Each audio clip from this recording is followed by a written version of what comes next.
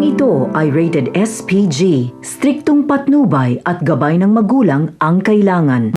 Sa pamamalagi ni Tinding sa mansyon ng mga kabalyeros ay may hindi maipaliwanag na nararamdaman si Senyor Facundo dahil tila pamilyar umano ang mukha ni Tinding sa kanya. At mukhang nag-cruise na ang kanilang landas dati. Kaya naman gagawa siya ng paraan upang alamin kung sino ba talaga si Tinding at ang nakaraan nito. Nag-hire si Senyor Facundo ng private investigator upang alamin ang background ni Tinding. Dito nga ay sinabi sa kanya na ito pala ay taga Quiapo at dati ring nagtrabaho sa bar kung saan naalala ng senyor na nagkaroon siya ng one night stand sa isa sa mga babae doon at naalala niya pa na ayaw naman talaga ng babae ngunit sa mga panahong yun ay wala umanong makakatanggi sa kanya. Kaya naman sinabihan niya ang kanyang mga bodyguard na abangan at lukutin si Tinding na dati ay hindi pa niya alam ang pangalan nito. Noong mga panahong yon, basta nakursunadahan ni Senyor ay agad niyang ginagawa ang lahat ng paraan para mapasa kanya ito. At dahil pinatulog ng mga tauhan ni Senyor si Tinding ay hindi nga nakita ni Tinding ang lalaking humalay sa kanya.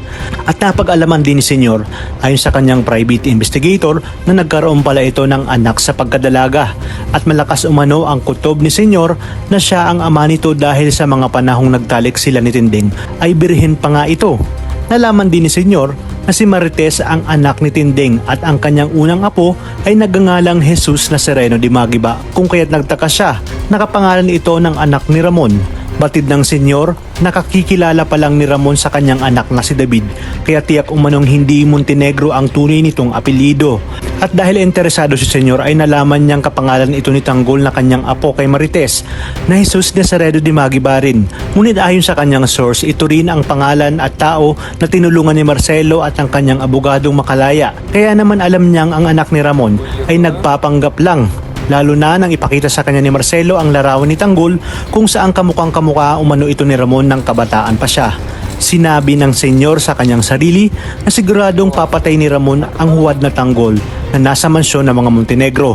Napaisip naman siya kung dapat ba niyang sabihin kay Tinding ang kanilang nakaraan dahil tiyak malaking gulo ito para kay Senyora Bitina at kamumuhuyan nga siya ni Tinding. Isang malakas na alyansa umano ito sa oras na malaman ni Ramon na apo niya rin ang tunay na anak nitong si Tanggol. Sa inyong palagay, sasabihin kaya ni Senyor ang buong katotohanan kay Ramon o itutuloy niya pa rin ang kanyang plano na kunin ang lahat ng kayamanan ng mga Montenegro para maibigay nga sa kanyang tunay na apong si Tanggol?